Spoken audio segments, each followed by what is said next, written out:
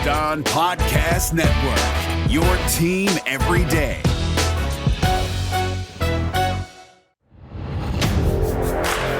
You are Locked On Big Ten, your daily podcast on the Big Ten Conference. Part of the Locked On Podcast Network, your team every day.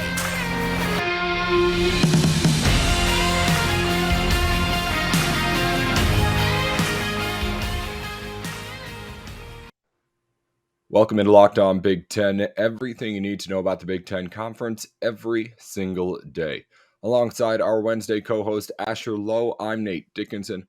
On today's show, we're previewing Minnesota football, and in turn, we have a Minnesota football expert in to join us here in Daniel House of Gophers Guru. He's going to be talking Gophers with us throughout the program, and it's going to be fun, of course, to get he and Asher Lowe into it back and forth as we heat up Minnesota and Wisconsin rivalry early in this season. We'll start with our guest, Daniel. How's it going here? And thank you for joining us. I know you're a friend of the program already. People know your name.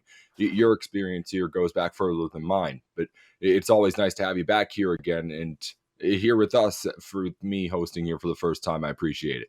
Congrats, Nate, on getting the big chair now. This is the Big Ten Ben segue into Nate now. So I'm excited to be on the show with you. Yeah, we're excited to have you, Daniel. One of the brightest minds in the Big Ten is Ben always said it, and he'll show you why as we talk about Minnesota later on. Of course, on the other side, we do have Asher Lowe here, our Wisconsin host on Locked On to talk Badgers. It'll go out in a tweet that I'm going to send here out later today. Daniel likes Minnesota. Asher likes saying bad things about Minnesota. How are you doing here today as we get ready to preview the Gophers, Asher? See, I wish I actually didn't think Minnesota was going to be better than the public consensus this year going into this episode, because I actually do. But yeah, we're talking about the school in general. We're talking about certain coaches at the school. We can always get down and dirty with it. Well, let's start with that public perception, guys, because that's something I did want to ask you about, Daniel. This team right now is coming off a rocky 2020 season, which I'm seeing a lot of Gophers fans attributing a lot of to that coronavirus pandemic. Now, Minnesota had more holes than that, and everybody with that team will make sure that you know about it too. But do you feel like the optimism surrounding the Gophers is warranted given what Minnesota went through last season and how much improvement there is to be made there still for that team?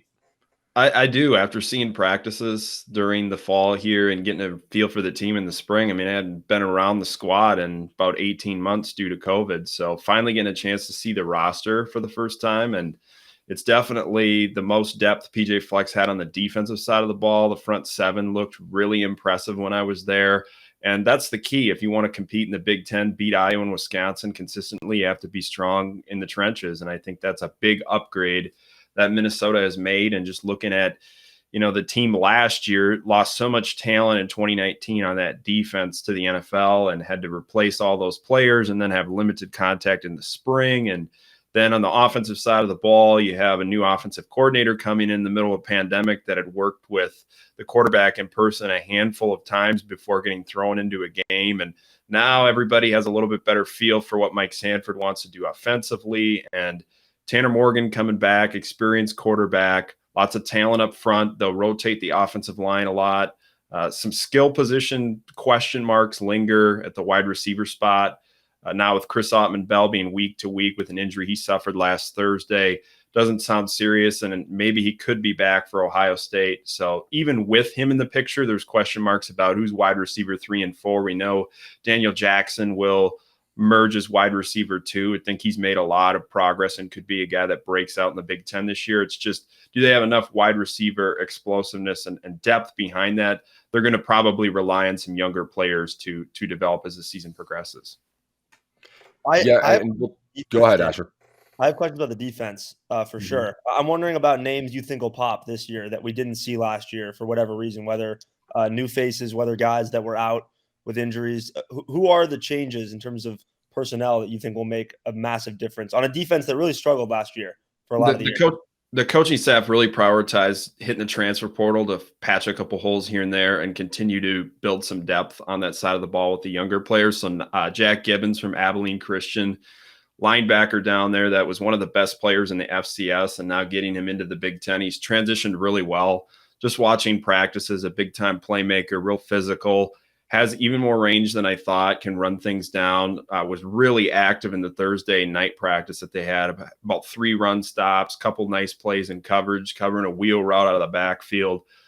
Definitely looks like a playmaker, one of those guys that could lead the team in tackles possibly and provide a physical dimension to that second level of the defense, which I think was really important. And then Niles Pinckney, a transfer from Clemson, played more than 1,100 snaps. And the thing that stands out within his game is really the ability to take on blocks, take on double teams, which opens up a lot of opportunities for other guys on the defensive line. And I mean, you just look at this guy, hand technique wise, being able to beat blocks, control a gap.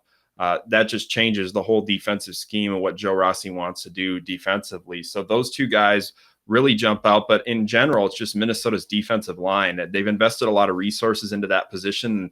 I like the current depth that they have and the future depth at the position. Some of the players that they're getting with the athletic prototype and then the projection out, that when those guys get in the strength and conditioning program, they can thrive. I mean, they're going to roll with a deep rotation on the defensive line before they're playing 5 or 6 guys up front. And that's hard because, you can't really rotate and keep guys fresh. This year, I think they're going to have a nice rotation inside with Niles Pinckney and Micah Treadweg is coming back for another year. D'Angelo Carter's a guy that has stood out a lot. I think he could possibly burst onto the scene and surprise a lot of people. Val Martin, another transfer from NC State, more of a situational defensive tackle. So they have a lot of different skill sets. And Boye Mafe coming back off the edge, one of the top pass rushers in the Big Ten, proved a lot against the run this offseason and continues to develop an arsenal of pass rush moves. Another guy that, could turn into a high NFL draft pick just based off of the growth that he's made and the athletic upside he has. And then MJ Anderson, Jalen Logan Redding, a couple of younger guys that could rotate into the mix.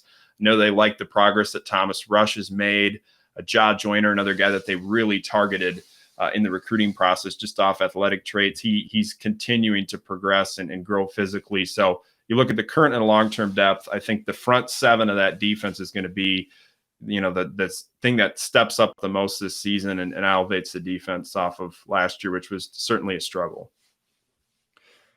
Daniel, I know we're talking bigger picture here to start off the program, but you did mention something that does have some relevance right away here. That's Chris Autman-Bell injury he suffered in practice has him very much up in the air for the opener against Ohio State.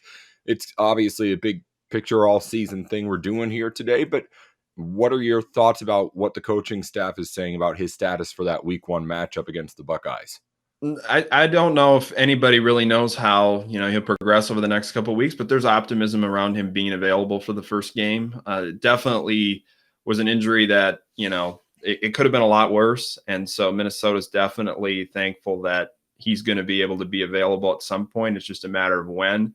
And that's the thing that Minnesota will have to navigate if you get an injury in that wide receiver room like to Bell. More question marks around that position. Daniel Jackson, I do believe, will make a big step forward. But, is it Mike Brown-Stevens? Is it Dalen Wright, who, I mean, he looks the part, guys. You watch him in practice, just the size and the athletic ability, just needs to put it all together. Can he progress as a route runner?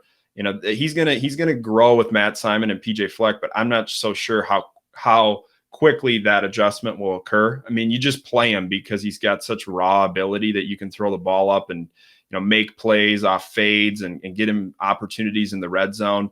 So I've been impressed with just the natural ability from him, but I don't know. After that, it comes down to true freshmen. And I thought 2 true freshmen really popped. Brady Boyd, receiver from Texas, played at one of the best high schools in the state down there, South Lake Carroll High School. Definitely got the most separation probably of all the back half receivers and looked pretty nuanced as a route runner. So I was impressed with him significantly when I left and thought Lemeki Brockington, also from Georgia, is another name to keep an eye on. He very sudden route runner, explosive in space, adds a different type of skill set to that room. So maybe 2 of those younger players emerge as the season progresses, and maybe early if they need to ease into the season without Bell, but I'm guessing Bell will be available for the first game. Well, that's a whole lot of names to try and keep track of if you're listening over at home and a Gophers fan, and a whole lot for us to still go over. I've got questions for Daniel about this Minnesota offense. Can Tanner Morgan get back to his 2019 form? Of course, this defense has some big improvements to make if it wants to compete this season as well. And I'm sure Asher has all sorts of questions about this Minnesota team, too, that we need to get to also. We'll get to all of it here on Locked On Big Ten. Daniel House joining us to break down the Minnesota Gophers. Hey, Nate Dickinson here with Locked On Big Ten. BetOnline.ag is the place to go for any of your online sportsbook needs. The baseball season is back underway. The NBA finals are wrapping up. And of course, I know you're already looking at some of those football futures for the fall as well. Whatever your need may be, as far as sports betting goes, betonline.ag can help you make your money. Head on over to betonline.ag right now for all the best lines, all the news you need to make sure you're up to date before you put those bets in, and we'll get you some free money to start out with too. If you go to betonline.ag right now and use our promo code LOCKEDON, you'll get a 50% welcome bonus on your first deposit. That's 50% on top of whatever you put into your account that first time you put money in, just add it on for free. Thanks to the people over at BetOnline. It's betonline.ag, your online sportsbook experts. Welcome back to Locked On Big Ten. Everything you need to know about the Big Ten Conference every single weekday. We're breaking down Minnesota football and have Daniel House in with Gophers Guru to break down the Gophers with us. Daniel's an expert on pretty much football, Minnesota. I mean, when you put the two together, he really knows his stuff. And we're here to talk a little bit of offense now with you, Daniel, as this team for Minnesota in 2019 had explosive offensive firepower. Offensive targets for quarterback Tanner Morgan, the top two of which are now gone from that season. You still have good running back power, and the line should be better this year. But where are you at with like where this offense is right now for Minnesota just in general? Because you have kind of two seasons that you could choose to take most of your opinion from. You could say, all right, well, 2020 was a fluke. It's the 2019 Gophers we're looking at. Or you could be more the realist and think, well, that team in 2020 still has a whole lot of flaws that need to be fixed here. Where are you at in that balance with this offense? That's the exact balance that everybody in the country is trying to figure out. How much do you weigh COVID and the limited in-person contact and player development into what you saw in 2020 versus the year prior? And I would say Kirk Schrocker running the offense in 2019, I thought the beauty of that offensive system was how they used RPO to build into play action, to build into drop back passing. And I think being able to build off of those concepts and layer them is what made that offense really difficult to defend, because they hit you underneath. You're going to play with inside leverage. Now you hit with play action and big plays over the top. And Tanner Morgan was one of the most accurate quarterbacks of passes more than 20 yards downfield. So this season, I think it comes back to just tweaking that system to understand that you got to layer those passing concepts. You got to be more efficient on early downs. Minnesota last year was running the ball on first down at around a 70% clip. So they got to figure out how to adjust those tendencies to maybe be a little less predictable on that down, and it will set them up with success. I mean, Tanner Morgan was one of the best passers in the country on second down last year, which I find really interesting. Like, if you're able to be a little less predictable on first down, maybe that will open up some options offensively. And I think with Mike Sanford being in his second year here now, knowing the strengths of his players, like last year, you're just trying to figure out what his players could do on the fly and had no real, connection with Tanner in person. So now having that, I think it's huge. And I believe you could see a lot of different wrinkles in the offense this year, because Tanner Morgan's really strong off of play action. I think he's one of the better play action passing quarterbacks in the Big Ten. So maybe that's more of an emphasis this year, drawing off of that outside zone scheme and adding more play action and displacing defenders and maybe involving the backs more in the passing game and the tight ends. We could see a very different system that still has, shades of the 2019 offense into it. But Sanford will be able to make more of his mark, and I think that will help. I mean, he's got Mo Ibrahim coming back in the backfield with an offensive line that you can really rotate. And I think they will move guys around. Like Blaze Andrews was playing 3 different positions in practice, and they were constantly mixing it up, which this is a time to see what you got and give guys experience in case injuries hit. But the O-line, the running game, like I said, the biggest question mark is wide receiver 3, 4, 5 down that depth chart. Do they have enough explosive firepower there? And then, what does the system look like, and how do they tailor it to the strengths of Tanner Morgan, Mo, and Chris Ottman-Bell? So keep an eye on that as you enter the season here, what Minnesota does offensively. I'm personally fascinated to see it. Yeah, well, you named off some of the weapons there, Daniel, and you also brought up some of the classic things that we've heard from a whole lot of hosts about how that COVID-19 pandemic really, really had a huge impact on their team's success. One of the hosts who was preaching that was Asher Lowe, our Wednesday co-host last week with the Badgers podcast, talking about his Wisconsin team. I want to hear now from you as a little bit of an outsider on this, Asher, and maybe even an unbiased outsider too. What do you think about the Gophers and where they stand as far as that 2020 season, which was obviously leaving room for improvement, and opposed to the 2019 season, which was a double-digit win team? Yeah, I think the defense was never going to be a double-digit win defense, but I do think that COVID certainly had an impact. And I think that for Wisconsin, like I know obviously there's some bias here, but I think it was a different level for Wisconsin than some other teams in the Big Ten, just because of not only going through cancellations, and they were the first to have the cancellations early, but also going through not knowing who was available up until like day of. I mean, there were the Northwestern game, which was kind of the turning point of the season where, I mean, if you remember after Michigan, after week 2, or I guess technically week 3, but after their second game, everything was going smoothly. Like Wisconsin was a team that everybody thought would be playing for a Big Ten championship. They were 2-0. They had just steamrolled Michigan. Graham Mertz looked like Patrick Mahomes against Illinois. And then you get to the Northwestern game, and like 30 minutes before game time, both wide receivers were ruled out, Danny Davis and Kendrick Pryor. Or at least for us, it was 30 minutes before game time. I don't know how long the players knew about it, but I can't imagine it was honestly that long. It probably wasn't right at game time, but for us in the media, that was a surprise that literally came right before kickoff. So it was situations like that. And the Minnesota also had injury issues and had some games there that they just should not have lost. I mean, the Maryland game, it comes to mind as just a ridiculous COVID season type of game where it's just not a loss that I think Minnesota would take in a year like this. So, yeah, I think there was some excuse there for sure.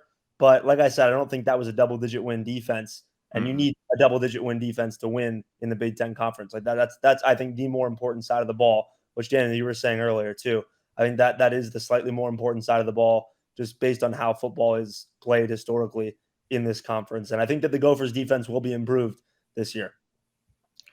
Yeah, it seems like that's something that's been a theme too. Not just that everyone says that COVID impacted the season. It seems like everyone thinks COVID impacted their team a little bit more than everybody else. Wisconsin has its reason.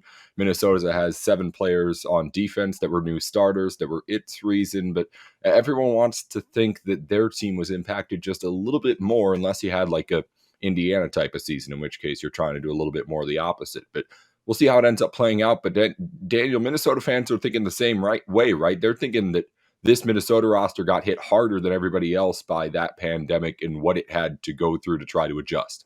Well, what Asher laid out is pretty much parallel to what Minnesota was going through. Like, they didn't know how they were going to divide reps up in practice, and you're giving players that probably wouldn't be contributing more reps in practice, and that makes it hard to develop your players and implement schemes. And you don't even know, like, can you build your scheme around one specific player? Because if that guy tests positive and he's unavailable, you have to scrape everything up. So there's like contingency plan upon contingency plan related to COVID. And I think every team in the country experienced that. And the ones that were hit a little bit harder, they experienced more of those problems. And I mean, you just look at some of the teams across the country that had more veterans on their roster and had better depth. They withstood it and held up better than those teams that maybe were a little bit younger or had question marks across their roster. And I mean, you just look at Minnesota, for example, a couple of close games there. Asher mentioned Maryland. That was a wacky game and one that they probably should have won.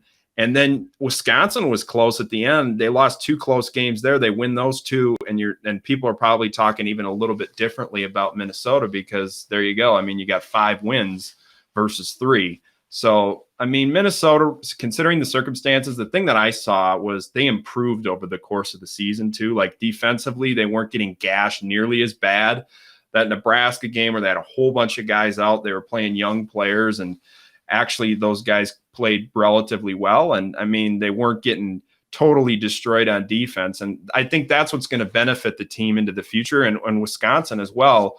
Some of those players that got action that maybe wouldn't have normally done so, they gained experience by being thrown into the fire. And now that will help the team this year and continue to build depth into the future. Daniel, I think that the biggest question for me about Minnesota right now, and I told you going into the year at the beginning of this show that I was higher on them than most. Even though I don't want to admit it, I am. But starting the year 0-1, let's just assume you're starting the year 0-1. How do you think that impacts this team? Do you think that's a positive? Do you think playing Ohio State early, week 1, is a positive for, I guess, a couple reasons? First of all, I guess if you're looking for a weakness with Ohio State year in, year out, it's hard to find. But if you're going to find one, there's almost always a lot of turnover at key positions just because they are so talented. Guys are going to the NFL at key positions basically every year. So maybe playing them week 1 is a slight advantage there with certain guys, like obviously the quarterback position this year with Justin Fields now as a Bear. That's a position where you're going to be having a new starter, right? It's positions like that Ohio State seems to turn over quickly just because of their talent level. Obviously, there's 5 stars waiting in the wings to come in and take those positions, so it's not like a normal situation for most teams when they have a Justin Fields type of guy leave. But is playing them week 1 an advantage? And then assuming you start 0-1, do you think that's a good thing? Or would you rather play them, say, final week of the season? I don't think you could play them in a better spot this year. Just looking at the situation they have, being a bottom 5 team in returning production. And I mean, like you said, Ohio State doesn't rebuild, they reload, and they will develop. But, you know, the chemistry, you're not playing like South Alabama in week 1. You're not playing some FCS school. You got to come out of the gate strong. And Ohio State's never dealt with a situation like this at quarterback. I think C.J. Stroud's going to have a fantastic year, but they're entering 2021 with 0 returning passing attempts. And it's the first time that's happened since 1952. That's something that Ohio State has never experienced. Like I said, I think Stroud's going to be really, really good. And I think people should be buying into possibly like, hey, this guy could be a Heisman type of player because he's got that much talent. And if they add a rushing dimension to the offense, he could be very, very, very tough to defend. But you look at Ohio State, you go, this is the time to play them. I mean, defensively, 44% of their returning production coming back. And they were like the 14th worst team in opponent passing play success rate last year. So they've given up a lot of big plays. And I still see some question marks at cornerback. Safety should be pretty strong, but the linebacker room lost 4 players, and they're, continuing to have to put young players in there. I mean, they reload, but still, that's one of the question marks that they have. And the explosiveness at wide receiver is something that I think they will really exploit with Minnesota. Is the Gophers have some question marks at cornerback. Can they keep up with those explosive weapons? And if they do start 0-1, which that's a high probability there. I mean, you look at the schedule after that and you go, okay, Miami of Ohio, Colorado, Bowling Green, all teams with question marks at the quarterback position. You really don't face a team with certainty at quarterback during that stretch. And if Minnesota can get hot after the first game and get to the point where maybe they sweep those games up to the final 3 where they got Iowa, Indiana, and Wisconsin, that really leaves them with options to win one of the final 3 and get to 9 wins, or have a really solid season. So I think starting with Ohio State gives them a barometer right off the start, like here's where you're at, and then you have some time to kind of get things built up to the end of the season for those big rivalry games.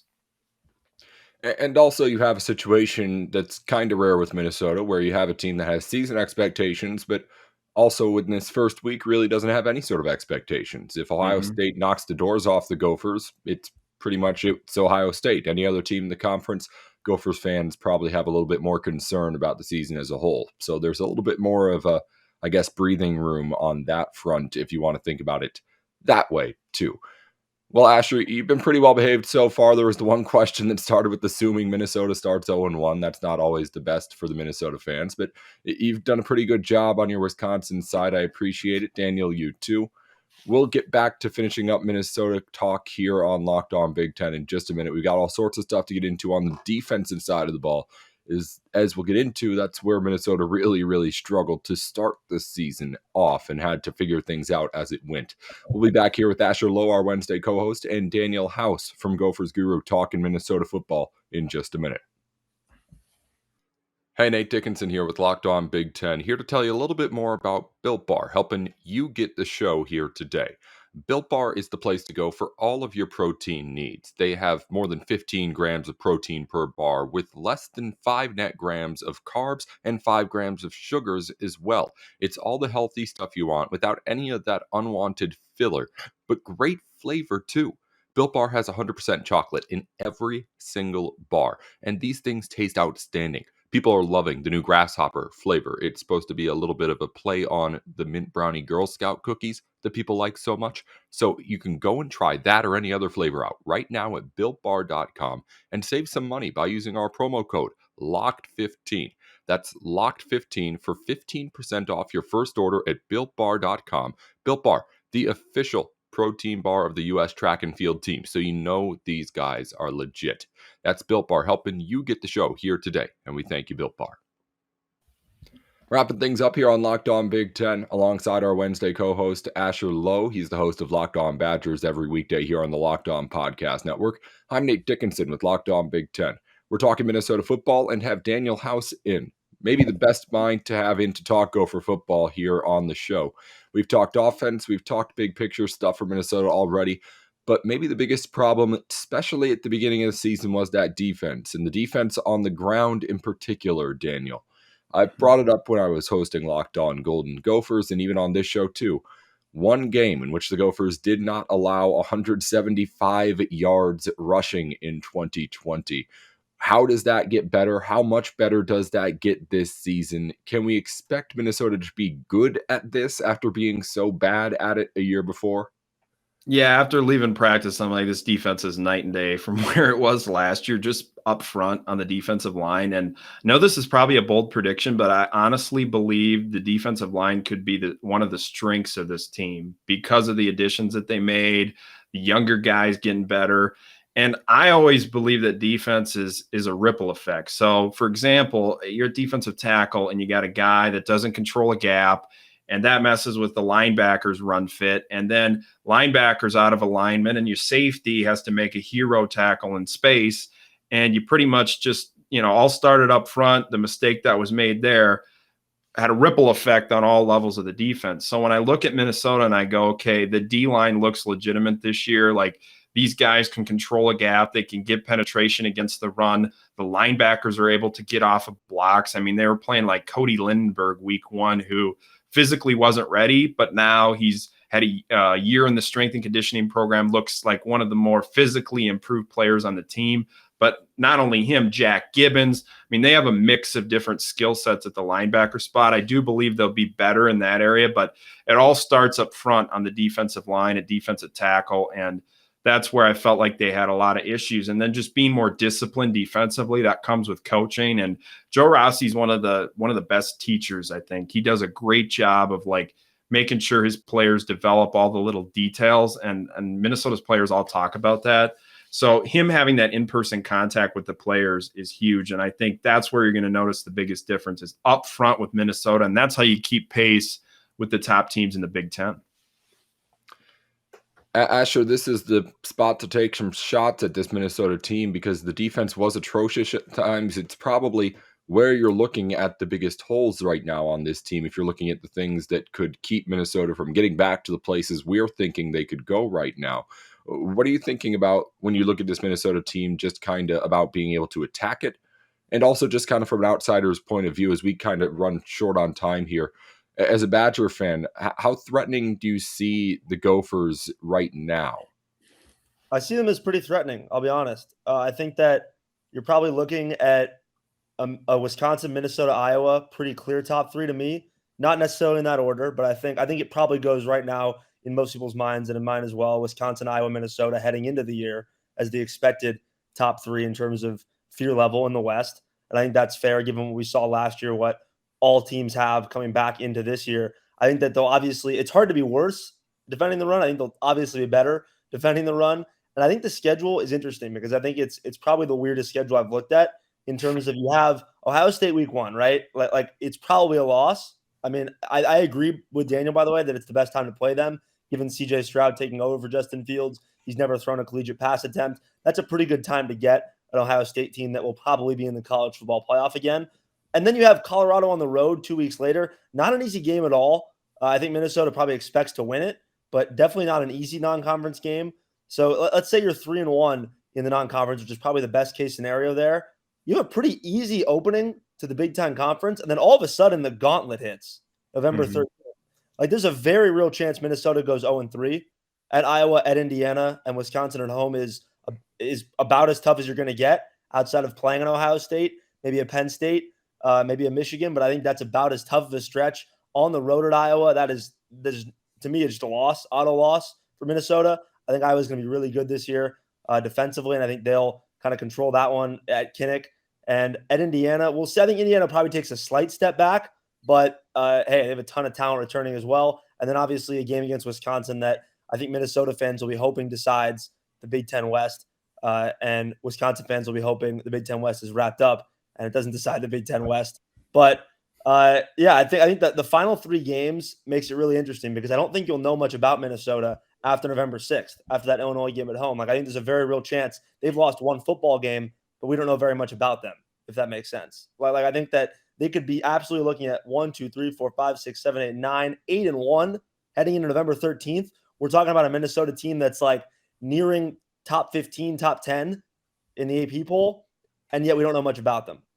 And so I think that's the weird part about this schedule. Daniel, before we let you go, and again, I am having to kind of rush a little bit of things here as we run short on time, and that's my fault. But Daniel, another big thing with this Minnesota team, or I guess PJ Fleck's biggest criticism, one of them has been his inability to beat a team like Wisconsin or an Iowa.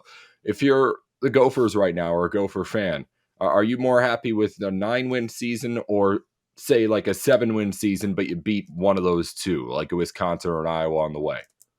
I think the next step in the eyes of Minnesota fans is wanting to consistently beat Iowa and Wisconsin. And, you know, they've proven that they can handle these teams in the mid to low tier of the Big Ten Conference, especially in the West. And I think, you know, how they're building this thing, they're realizing that, like, hey, you got to win up front on both sides of the ball. And I think those two things are going to be strengths, so that positions them well. And you look at the long-term depth, especially on the defensive line, that has them positioned to compete. And I agree with Asher. When you look at the schedule, there's a real possibility that they could be in an extremely good spot heading into that final 3. And it leaves the door open for some exciting matchups down the stretch. And I believe I'm not as high on Iowa as everybody else is. I think their secondary will be strong. I got some questions about, you know, their front 7, if that's all going to gel together. And I'm not sold on quarterback either. Spencer Petras, is that whole thing going to come together? The passing game going to look improved? Wisconsin seems to be like the team where I feel like they are far and ahead in the West right now. And then there's more question marks in that second tier. So, I mean, Wisconsin too, how does that pass rush come together? That's what I'm excited to see specifically with Wisconsin. And I think the 3 teams battling it out will make things exciting in the Big Ten West. This was much more civilized than I want it to be, gentlemen. Thank you for being so polite. Yeah, we'll see what happens on November 27th. Yeah, it's going to be fun. Thanks for having me. It's going to be a whole lot of fun. We will definitely have Daniel back on at some point. Before we let you go, Daniel, I can already hear the people yelling at me right now. We did not mention Mo Ibrahim much in this program. He is the returning Big Ten running back of the year. Am I right there? Or no. Anywho, he's really good if I'm wrong on that stat. But anywho, he's one of the best out there. And I know people would be mad if we didn't talk about just how good he is. So just talk about how good Mo Ibrahim is going to be and the opportunity he has to be really, really good with the support of the line he has in front of him now. Yeah, Mo, the continuity up front. I mean, you look at the guy's vision off outside zone and just how successful he was last year at, you know, yards after contact, elusive, making the first guy miss, and 6th most efficient runner in the country last season. He's just poised for a big year. And I think, you know, the complementary options behind him, the running back, you could argue, is one of the biggest strengths of the team, with Trey Potts being a versatile guy who can come out of the backfield as a receiver, and Cam Wiley, who has, you know, continued to improve. that group definitely is positioned really well. And I think it'll be interesting with Mo to see how they divide the reps up. Does he get as many carries? Are they really pounding the rock as much with him? Or are they blending other guys in and trying to keep Mo fresh and durable throughout the course of the season? I think that's one thing to watch. And then how the early down passing game potentially, if that's more explosive, how that opens up the running game. Because if teams have to put an extra guy in the box to stop Mo, it opens up a lot of things in the passing game. So him being there provides a lot of challenges for opposing defenses. Yeah, that's one of the great things about why he's so good. Not just talented as a running back, but does so many different things out there that can confuse an opposing defense. Mo Ibrahim going to be just as fun to watch this year as he was last. No doubt about that. Daniel, thanks again for joining us here on Locked On Big Ten to help us preview the Gophers. Any parting shots on either side? Wisconsin and Minnesota, the big border battle. We mentioned it'll happen in November, but you guys are going to have a chance to give us some, as I said, parting shots before we go. Nothing? I'm just excited. I'm excited for the Wisconsin-Minnesota matchup this year. I love when both teams are competitive and everybody's getting fired up about it. Yeah, as much as I would rather see the division wrapped up by then, it wouldn't be the worst thing in the world to have everything at stake going into that week. All right. Okay. We'll talk more tomorrow. Maybe someone will have some more exciting and hot takey stuff to say to each other, and we'll make some headlines. Thanks for playing nice, guys. Again, Asher Lowe's here every Wednesday and every weekday on the Locked On Badgers podcast. Daniel, remind people where they can find you online and, of course, all the stuff that you do over at Gophers Guru. You can check it out on gophersguru.com and check out the $5 a month subscription to all the content, and then on Twitter at Daniel House NFL. And Asher, I know this isn't all you do either. Go ahead and plug away. Yeah, at Locked On Badgers, of course, every day on the Locked On Network covering Wisconsin basketball and football, and then BadgersWire.com for USA Today doing the same thing, covering Wisconsin. Our Twitter handle is at Locked On Big Ten. That's Big 10 on Twitter. I'm at Nate with Sports. As always, wherever you're listening right now, be sure to subscribe, rate, review, 5 stars. We've got another great show coming up tomorrow afternoon with Isaiah Hull. We may be able to get our Northwestern preview in at that time. I'm hoping we can get our guest in to do that on Thursday. But until then, this has been Nate Dickinson with Locked On Big Ten.